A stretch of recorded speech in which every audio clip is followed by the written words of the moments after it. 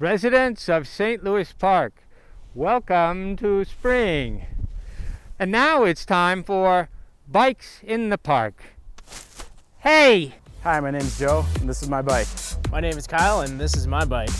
I'm Nicole Sherry, and this is my pretty little bike, White Beauty. Hi, I'm Johannes Manlapis, and this is my bike.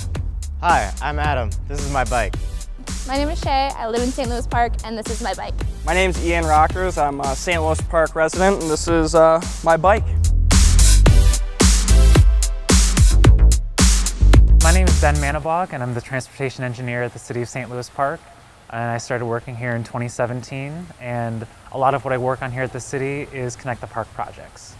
Connect the Park is the city's 10-year initiative to get more bikeways, sidewalks, and trails to become more of a connected system. And so that's based on a grid system. For sidewalks and trails, that's every quarter mile in each direction, and then for bikeways, every half mile. So the Connect the Park grid system was really picked based on destinations. Where are people really wanting to go? And so that's really looking at your civic centers, your community centers, your commercial outlets, your places of worship, your transit lines. These are the places that people are trying to get to, and we're trying to make that easier without using your personal vehicle.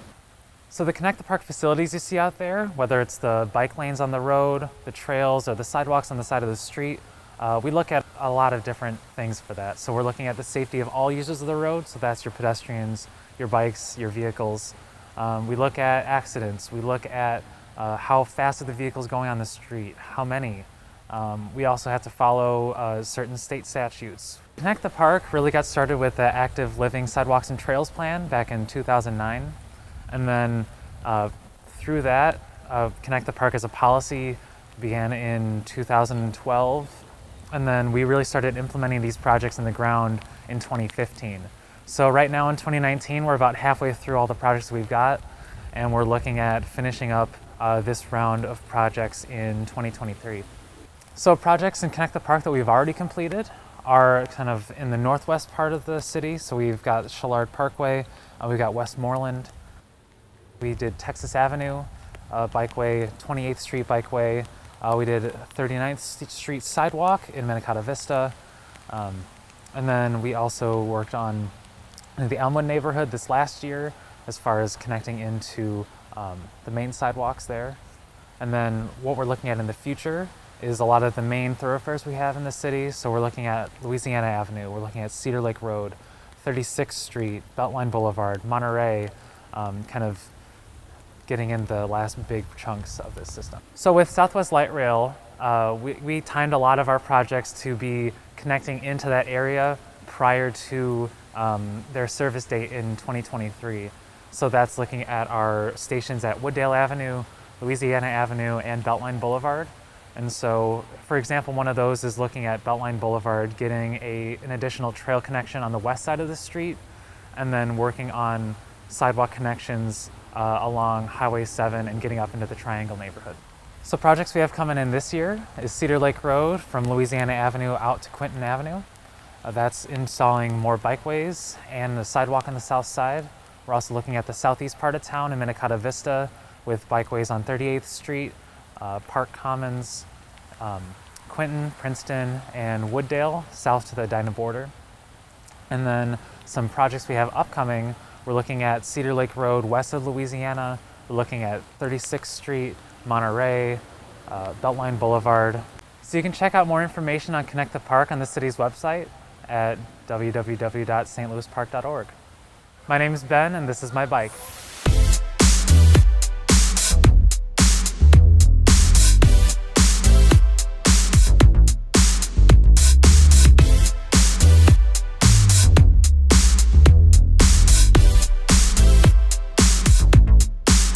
My name is Carrie. This is my bike.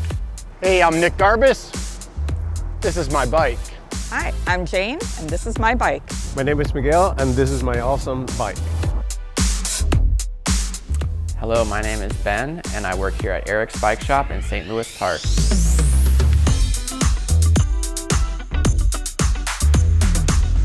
First thing we're going to do is we're going to check that our tires are holding air. So you're just going to take the pump that you hopefully have at your home and just hook that up And you'll see that, you know, you're gonna get a pressure reading on your pump, and your tire should have somewhere on it a recommended pressure. So we're just gonna get some air in our tires, whatever that takes. So yeah, if you don't have air in your tires, you are not gonna go very far on your bike.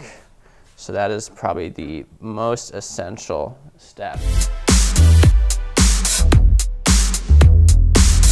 Number 2 would be to check your drivetrain, your chain, your cassette, and your chainring, and just kind of check that they are free from contamination. In this case, this chain is extremely contaminated, so we're going to want to get a lot of degreaser product on there. Yeah, you apply that liberally, and that is going to clean up the chain. And then that'll just kind of dry. Once it evaporates away, wipe off the excess with a rag. And now that we've done that, our last step is to apply some chain lubricant on our newly cleaned chain. You always will want to just kind of shift through all the gears and just kind of work the lubricant across the gear stack so that it's in every little nook and cranny. And that's, you know, a great time to check to see if your bike is having any issues that you might need to bring it to your bike shop for.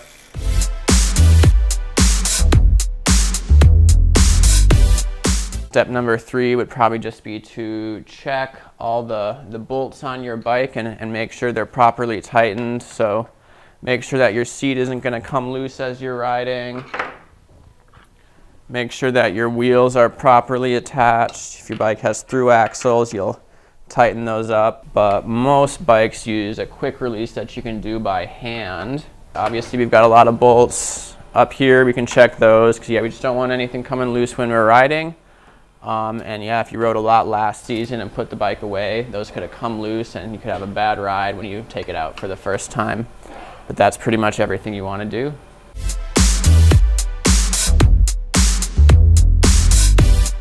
My name is Ben, and this is my bike.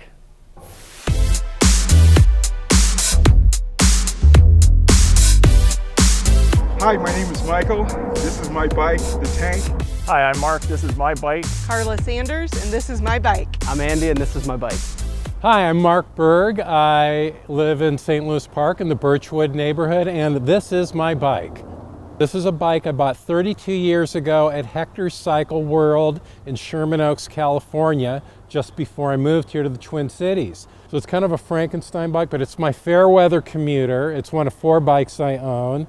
So it's what I use to get around when there isn't snow and ice on the ground. One of the reasons we decided to live here, for one, my wife grew up in St. Louis Park, but also when we were looking for a house, one of the criteria was I needed to be in reasonable biking distance to downtown Minneapolis on the idea I was probably going to be continually working in downtown Minneapolis. So that's one of the reasons we chose where we live. I work at a small law firm in downtown Minneapolis. I'm about a block and a half from the Stone Arch Bridge. So the route I take usually the north branch of the Cedar Lake Trail, which gets me up to West River Parkway, and then I take that along, and I'm on downtown city streets for exactly a block and a half. I'm the administrator of a Facebook group called Bike and Walk the Park. It's devoted to talking about pedestrian and biking issues in St. Louis Park. Come join us.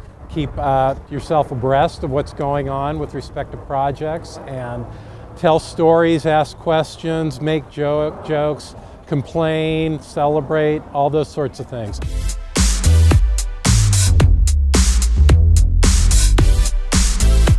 Oh, without blue tint. You dropped the mic. Oh. Ah. Okay. All right, I gotta watch that.